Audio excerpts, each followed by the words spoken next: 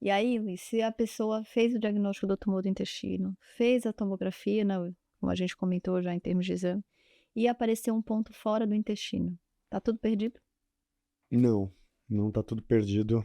Isso, isso também foi outra coisa que mudou nos últimos 30 anos, essa compreensão também com a melhoria dos esquemas de quimioterapia e com a melhoria dos tratamentos que são disponíveis. Hoje a gente pode dizer que, muito pelo contrário, não está tudo perdido. Existe no câncer do intestino a cura, mesmo para esses casos mais avançados, onde o câncer já tinha saído do intestino, tinha parado no fígado.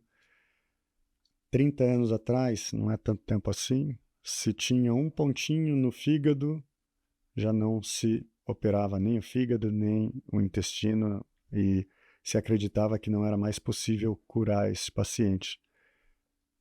Hoje a gente sabe que quando você tem pontos fora do intestino, seja para o peritônio, seja para o fígado, esse paciente ainda é um paciente que se busca a cura e que tem a chance de ser curado.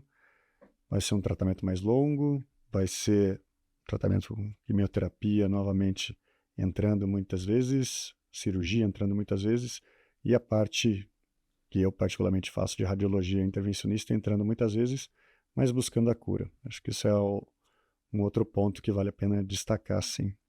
É, eu vejo que todos nós, né, especialidades, de novo, aqui é um tratamento conjunto, né, e quem está nessa situação, acho que merece ser avaliado dessa maneira, né, com diferentes especialidades que são envolvidas nesse tratamento. Mas quando a gente encontra uma pessoa assim, a nossa primeira acho que o primeiro reflexo, o primeiro pensamento é: "Será que essa doença pode ser tratada de forma que essa pessoa fique sem doença?" E isso depende, eh, não só do profissional, mas principalmente de onde está essa doença e que volume de doença existe. Talvez essas sejam as 2 perguntas principais.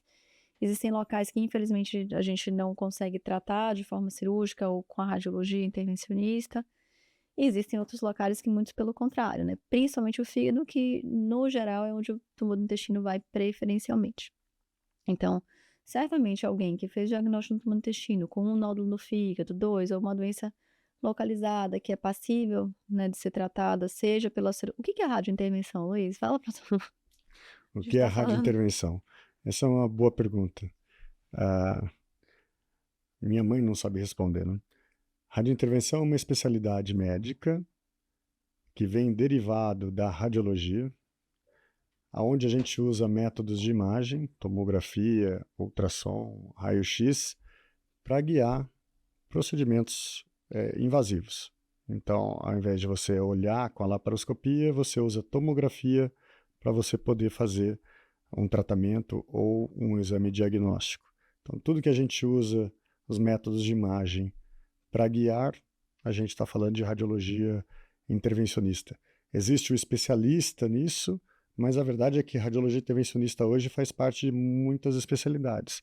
Tem vários cirurgiões ou clínicos que usam o ultrassom para fazer um procedimento. Ele está exercendo a radiologia intervencionista. Então tem a especialidade, é a parte que eu faço, onde só trabalho com isso, mas a gente vê que tudo que se usa ultrassom, raio-x para se guiar o que o médico está fazendo pode ser chamado de radiologia intervencionista. Perfeito. E na parte da oncologia é extremamente importante, porque seja para fins terapêuticos, ou seja, de tratamento, seja para fins diagnósticos, por exemplo, a gente não sabe o que é esse nódulo no fígado, dá para a gente tirar uma amostra sem precisar necessariamente fazer uma cirurgia, né. Não sabemos o que é esse nódulo no pulmão, às vezes a gente tira uma amostra sem precisar abrir o tórax da pessoa. E até, né, nesses casos, como eu falei, de tratamento. Então, para os tumores do intestino, é muito frequente que se, eh, precise da radiologia para diagnóstico. Muitas vezes a gente precisa de uma amostragem não só para entender que aquele é um tumor do intestino, mas para fazer análises, né, e decidir que tratamento vai ser oferecido, e muitas vezes em complemento com a cirurgia, né. Como a gente falou, se é possível operar ou tratar uma doença que é localizada, de baixo volume, a gente pode oferecer um tratamento curativo, ou seja, onde aquela doença não existe mais. né. Ah, é para todo mundo? Infelizmente não é para todo mundo, mas certamente para alguns indivíduos isso é possível e tem que ser pensado e geralmente essa discussão é feita com diversas especialidades.